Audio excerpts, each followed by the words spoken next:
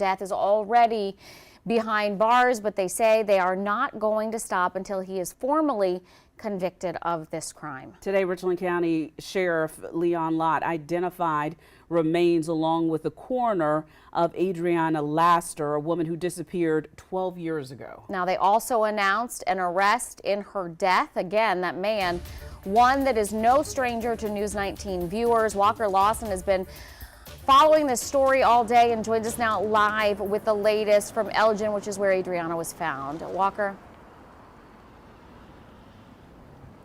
Good evening, Andrea and Darcy. As you guys mentioned, Adriana Laster went missing about 12 years ago, and her family in the town of Elgin have not given up. They've continued to look for her. Posters have remained up across the town. The town of Elgin's continued the investigation, but of course, her remains were found on January 12th at a sand pit in Richland County. It sits very close to the Kershaw-Richland border, and I want to say it's give or take about 9 minutes from where she lived on Kelly Street. Now, those remains were found by someone that was digging through, and Rutherford, Nadia Rutherford said earlier today that the grave was dug before a mining company took over in 2018. So Richland County's been out there trying to get the rest of her remains. They said they're still searching through all of the sand to try to put her together as much as possible. Sheriff Leon Lott spoke earlier today at the press conference. This is what he had to say. Two different things: closure for the family.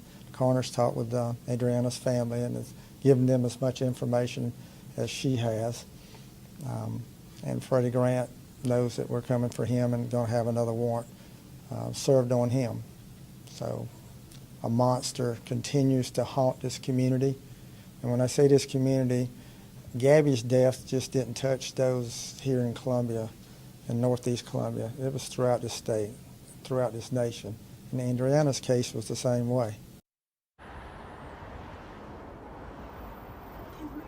Now, Adriana lived with Freddie Grant when she disappeared.